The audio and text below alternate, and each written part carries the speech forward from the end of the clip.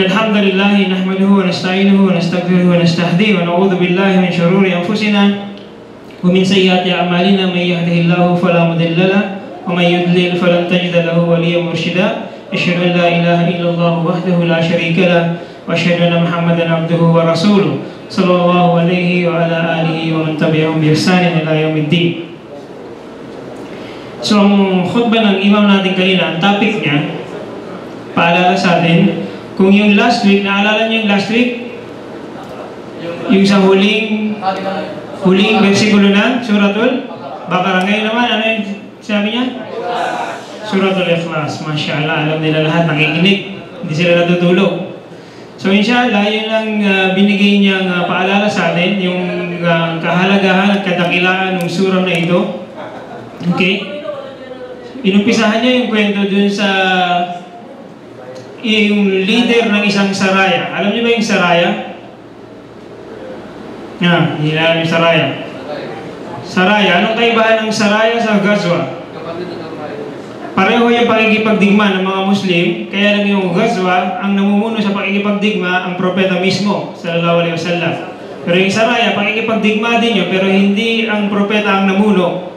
Meron siyang itinalagang pinuno nung hukbo na iyon. Okay? So yung tinalagang pinuno ng hukbo na yun ng isang saraya, tuwing nagsasala sila, siya ang imam, pagkatapos niya ay idinudugtong niya, bago niya tapusin yung raka, dinudugtong niya yung surah Al-Ikhlas. So, mabasa siya ng Alhamdulillah, Suratul Fatiha, tapos merong another surah. Pagkatapos nun, bago niya tapusin yung raka, babasahin niya yung Suratul Ikhlas. So, ganun na ng ganun. Hanggang sa matapos yung saraya nila, kung ilang araw yun, o ilang linggo, o ilang buwan, Allahu alam, pagbalik nila sa propeta, isinumbong nila sa propeta Muhammad sallallahu alaihi wasallam ang ginagawa ng leader nila. Kumbaga, para kasi sa kanila, kakaiba. At para sa kanila, baka nagkakaroon yata ng bid'a dito. So, isinumbong nila sa propeta Muhammad sallallahu alaihi wasallam na ganun ang ginagawa ng leader nila. Na tuwing sala, babasa siya ng kung ano yung binabasa, tapos bago niya tapusin yung sala, laging karugtong ay Suratul Ikhlas. So, babasahin niyo yung Qul Huwallahu Ahad, Allahu Samad, hanggang sa dulo. At pinatawag ng propeta Muhammad sallallahu alaihi wasallam yung leader. Hindi pinangalanan yung tao eh. Sabi lang yung leader ng grupo. So, pinatawag at bakit mo ginawa ito? Okay? At ang sagot ng tao, ang sabi niya, dahil nandito sa surah na to yung mga dakilang katangian ni Allah subhanahu wa ta'ala at mahal na mahal ko ang surah na ito. So yun ang sagot ng tao. Okay?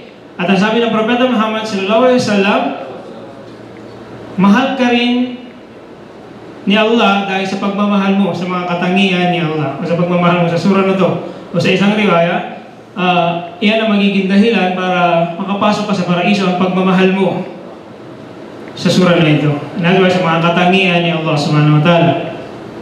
Okay? So, may mga lesson doon, hindi niya binanggit yun, pero idagdag natin, konti lang, na doon, bakit ipinatawag yung tao? Kasi mayroong rito na baka magkaroon ng tinatawag na bid'a, di ba? Kasi nag-uumpisa siya ngayon ng isang bagay na hindi naman ginawa ng ibang mga sahaba, at hindi rin ginawa ng propeta Muhammad sallallahu alaihi wasallam. Pag tinanong niya yung dahilan, bakit mo nga ba naman ginagawa ito? Na suwing tatapusin mo yung sala ng raka, bawat raka, babasahin niya yung Suratul Ikhlas. Bakit? So, ang sagot ng tao, dahil nandun yung mga dakilang katangian niya at mahal na mahal niya yung surah. So, yun ang sagot niya. So, para sa propeta, valid yun, katanggap-tanggap yung sagot niya, kaya hindi niya pinigilan yung tao. O ibang senaryo naman, halimbawa, ibang senaryo. Papasok ka sa kwarto mo. So, sa tuwing papasok ka sa kwarto mo, babasahin mo yung Suratul Ikhlas. Pag tinanong ka, bakit mo binabasa? Kasi pumasok ako sa kwarto ko eh. So, babasahin ko yung Suratul Ikhlas. Magpareho ba o magkaiba? Ha? Ngayon, gumagawa ka ngayon ng bid'a na gumagawa ka ng dahilan na hindi naman dahilan. Kasi kung iba ang isinagot ng tao, baka pigilan siya ng propeta Muhammad sallallahu alaihi wasallam. Pero dahil ang sinagot niya, dahil dun sa pagmamahal niya, hindi siya nagsabi ng ibang dahilan, kundi dahil dun sa pagmamahal niya dun sa surah. Ang magkakaroon kasi ng bid'a kapag gumawa ka ng dahilan na hindi naman dahilan para dun sa gawain pagsamba na yun ang magiging bid'ah. Okay? Gumawa ka ng dahilan. Halimbawa, gusto mo na, sa tuwing magsasala ka, gusto mo lang dahil alam mo, ang iniisip mo na responsibilidad mo ay laging idagdag yung Suratul Ikhlas. So yun dun papasok yung bid'ah. Pero dahil ang sagot niya is dahil sa pagmamahal niya, doon sa sura na yun, hindi kasama yun doon sa bid'ah. Kundi yun ay sinabi ng propeta na papasok ka sa Jannah, sa paraiso, dahil sa pagmamahal mo sa sura na yan. Subhanallah. Okay? So,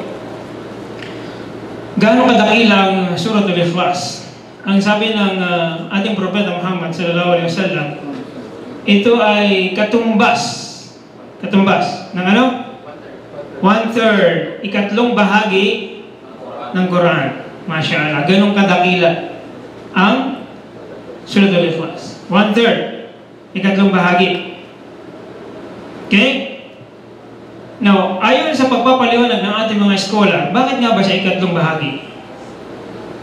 Bakit ganong kabigat yung Suratul Ikhlas na katumbas ay 1/3 mismo? So kung ilang pahina ang Quran, magiging kumulang na 600. So hatiin mo yun sa tatlo, 200, gano'n. So yung bigat niya, katumbas ng 1/3, ikatlong bahagi. Now, diniscuss ito ng ibang mga scholar natin. Ang sabi nila, ang Quran kasi naglalaman ng tatlong bagay lang ang nasa ng Quran. Ano yung una? Tauhid. Pangalawa? Pagbabatas, yung haram at halal. Pangatlo, mga istorya, mga kwento. Mga kwento ng ano? Mga kwento ng mga taong naniwala kay Allah. Saan sila pupunta? Mga kwento ng mga taong hindi naniwala at sumuway kay Allah. Saan sila pupunta? So yung tatlo lang ito. Tauhid, yung mga pagbabatas ni Allah subhanahu wa ta'ala at yung mga kwento. Mga kwento ng mga taong naniwala, saan pupunta? Mga kwento ng mga taong sumuway, saan sila pupunta? At ano ang nangyari sa kanila? Okay? So yung tatlong bahagi na to, pangatlong bahagi yung tauhid, na kung saan yun ang laman ng Suratul Ikhlas. Di ba? Na kung saan dito sa Suratul Ikhlas, dito binabanggit at pinatutunayan at dinidiinan ang kaisahan ni Allah subhanahu wa ta'ala. Ano sabi? Bismillahirrahmanirrahim. Kul wallahu ahad. Ano yun? Alam niyo yan. Sabihin mo, kul, na si Allah ay isa. Isa saan? Pagka-Diyos lang? Pagka-Panginoon? Sa kanyang mga katangian at mga mabubuting mga pangalan. Okay? So, yun ang tauhid. Na isa siya sa kanyang pagka-Panginoon. Isa siya sa kanyang pagka-Diyos na dapat sambahin. Isa siya sa kanyang mga pangalan, wala siyang katumbas sa kanyang mga katangian. Isa. Doon ang galing. At by the way, nabanggit niya ng kwento, yung nangyari kay Bilal. Alam niyo yung nangyari kay Bilal. Yung parusa na tinanggap ni Bilal dahil sa pagiging Muslim niya.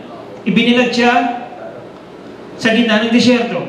Yung mga hindi nakakakilala kay Bilal, si Bilal ay isang alipin.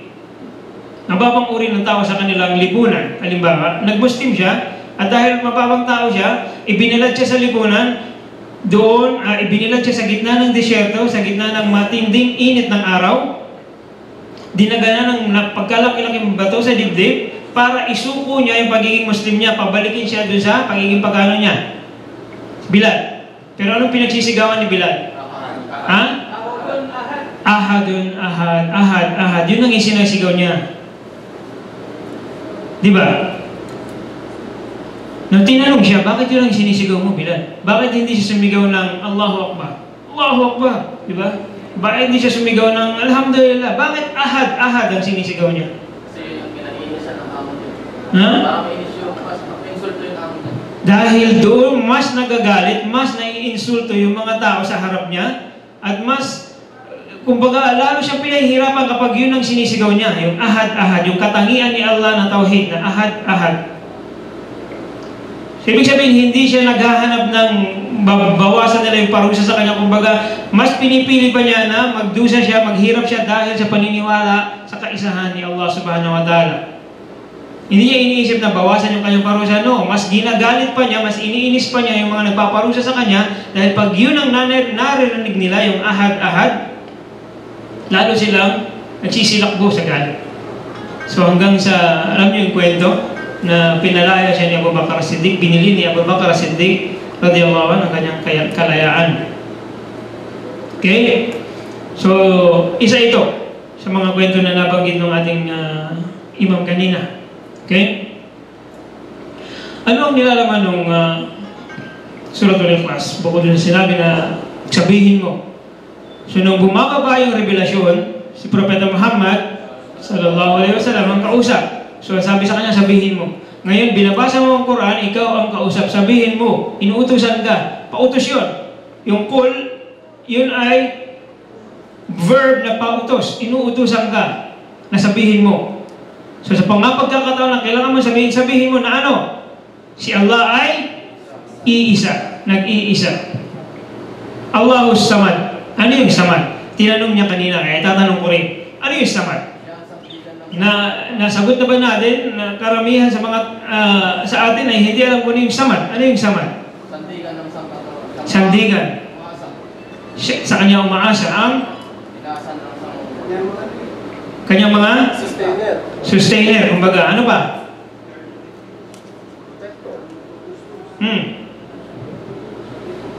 Kapag binasa niyo yung translation, ano yung translation? Eternal refuge. Ano pa yung mga translation? Which hindi natin makukuha yung meaning talaga kung babasahin lang natin yung mga translation. So, ang Samad is siya ang lumikha sa lahat at lahat ay umaasa sa Kanya, pero siya hindi niya kailangan ng sinuman. Ganun yun. Nakuha nyo? Nilikha niya ang lahat at lahat ay umaasa sa Kanya para mabuhay at mag-exist. Pero siya hindi niya kailangan yung nilikha niya. Hindi katulad halimbawa, yung mga hari ngayon, na kaya sila hari dahil may mga sundalo sila, umaasa sa kanila yung mga sundalo, pero siya, umaasa rin siya na yung mga sundalo niya hindi babaliktad. Dahil pag bumaligtad yung mga sundalo niya, patay ka, wala ka ng hari. Pag yung mga sundalo bumaligtad, wala na. Pero si Allah subhanahu wa ta'ala, nilikha niya ang lahat, lahat umaasa sa Kanya, pero siya hindi niya kailangan yung mga nilikha niya. Yun ang Samad. Okay? Lam yalid, walam yulad, alam din yun. Ano yan? Si pinanganak at hindi siya nanganak. Ang sabi doon ng mga Hudyo, si Uzair, anak ng Diyos. Anak ni Allah. Ang sabi ng mga Kristiyano, si Kristo, ang Misaya, anak ni Allah, subhanahu wa ta'ala. Allah. Okay? Nilinaw dito na hindi siya pinanganak, hindi siya nanganak. Kaya yung mga nagsasabi na sila ay Diyos, pero meron silang nanay, meron silang tatay, o kung wala bang tatay, may nanay o may tatay, hindi sila pwede maging Diyos. Dahil ito yung basihan ng pagiging Diyos. Una, dapat siya ay nag-iisa. Pangalawa, ano? Ha? Wala siyang pangangailangan at siya ang lumikha, lahat tinutustusan niya, hindi siya nangangailangan ng kanyang mga nilikha. At hindi siya pinanganak, hindi siya nanganak. At ang pinakahuli? Ano ibig sabihin nun? Wala siyang kufu. Wala siyang nid. Wala siyang mithal. Ano yan? Pare-pareho yung kufu, kapareho, kapantay, halimbawa, walang kahalintulad. Wala. Wala siyang kufu. Walam yakun lahu kufu. One, ahad. Kufu. Wala siyang kufu. Okay? Wala siyang kapantay. So, hindi natin mapapantay. Kung meron man sinabi na siya ay may kaalaman, hindi natin maipapareho yung kaalaman natin sa kaalaman niya. Sinabi na siya ay may mukha. Hindi natin maipapareho ang kahit na anumang mukha sa mukha niya. Hindi natin maipapareho yung kamay niya sa kahit na anumang kamay. Dahil wala pa nakakita sa kanya. Wala siyang kufu. Wala siyang kapareho. So, the moment na ma-imagine mo na ito ay Diyos, ito ay Panginoon, ganito siya, maputi ba, maitim, malaki, ganito, no. Bakit? Kasi wala pa nakakita sa kanya at wala siyang kapareho. Hindi inabot ng sino mang imagination o anumang imagination na pumasok sa puso ni numan. Tinatanong yung pag-akyat ng Propeta Muhammad sallallahu alaihi wasallam sa langit, nang tinanggap niya yung revelasyon at kautusan sa pagsasala. Nagkausap sila direkta ni Allah subhanahu wa ta'ala. So yung iba, nagtatanong, nakita ba niya si Allah? Since direkta silang nag-usap, sa kalangitan ba? Nakita ba? So ang iba, sinasabi na nakita. Pero ang totoo, nilinaw ito ni Aisha radhiyallahu anha. Ang sabi ni Aisha, kung sino man ang nagsasabi na nakita ng propeta ang kanyang Panginoon, siya ay sinungaling. Okay? Sinungaling. So hindi nakita ni Propeta Muhammad sallallahu alaihi wasallam ng pag-akyat niya at tinanggap niya ang revelasyon.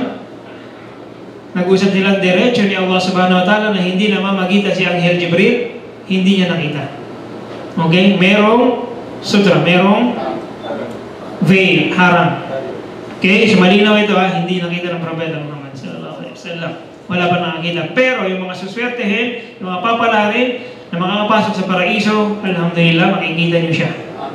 Amin ya Rabbi, sama tayo doon insyaAllah. Okay? So mayroong isang ansari naman na ganun din ang ginagawa. Binabasa rin ng paulit-ulit yung Suratul Ikhlas sa gabi. Pangapang pagsasala niya. So nakarating din ito na sumbong sa Propeta Muhammad sallallahu alaihi wasallam. At yun din ang isinugo niya dahil sa pagmamahal niya doon sa surah at sa mga kadakilaan ng katangian ni Allah subhanahu wa ta'ala. At sinabi din ng Propeta Muhammad sallallahu alaihi wasallam na magiging dahilan ito ng pagpasok mo sa paraiso. So tayo mga kapatid, memorize natin itong surah na ito. Gaano natin ito naiintindihan? Gaano natin ito mahal? Okay? So ang isa palang dahilan na kayo ay makakapasok sa paraiso ni Allah subhanahu wa ta'ala, yung pagmamahal nyo sa mga kadakilaan ng katangian ni Allah subhanahu wa ta'ala. Yung pag sinabi mong Ar-Rahmanir Rahim, naiintindihan mo ba kung gaano siya ka maawain? Yung pag sinabi mong Ahad, naiintindihan mo ba na nag-iisa lang talaga siya? Yung pag sinabi mong Samad, Lam Yalid wa Lam Yulad, naiintindihan mo ba gaano mo kamahal ito at kaya mo bang ipamumuhay? Subhanallah. Akhiru da'wana alhamdulillahi rabbil alamin wassalatu wassalamu ala rasulillah. Subhanallahi wa bihamdihi asyhadu an la ilaha illa anta astaghfiruka wa atubu ilaik. Assalamu alaikum. The Bani Israel who were present during the time of the Prophet sallallahu alaihi wasallam, those who Quraysh who did not believe, did not accept the dawah of Prophet sallallahu alaihi wasallam, they came to Prophet sallallahu alaihi wasallam and they asked him, okay, Sif lana Rabbuk, I mean, describe to us your God, because they have different gods, different kinds of gods, okay, and they don't know about his God. So it was revealed, Qul huwallahu ahad, tell them, O Muhammad, that Allahu ahad, Allah is only one. Okay. This is the reason. I wanted to add also. It was mentioned by the Imam. I mean, this Surah Al-Ikhlas is very important, and for the benefit, anyone who recite the Surah Al-Ikhlas, banallahu lahu baitan fil jannah. I think the Khatib mentioned also that, so when you recite the Surah Al-Ikhlas, Allah subhanahu wa ta'ala built 10 times. 10 times. If you recite it 10 times, then Allah subhanahu wa ta'ala built a house for you in Jannah. This is it, okay? Masyaallah, jazakallahu khair, Sheikh. Nakalimutan ko yun. So pag binasa nyo ng 10 times yung Surah Al-Ikhlas, meron kayong papatayo kayo ni Allah subhanahu wa ta'ala, meron na kayong mansion. Hindi bahay, ang mansion. Palasyo, yung sabi niya palasyo palasyo sa paraiso. Subhanallah. Propeta Muhammad sallallahu alaihi wasallam sa Makkah. Ano ba yung senaryo na bukod dun sa sinabi ni Ustaz, bago siya isinugong propeta at sugo, ano yung senaryong nandoon sa Makkah? Di ba maraming idols? Maraming idolo na doon sa loob ng Kaaba. Ang notion kasi ng mga Arabo na itinuturo ng Rasul alayhi salam, walang kaibahan sa kung ano yung kanilang kinalakihan at kinagisnan. Ang nasa isip nila, gawa ba yan sa dates?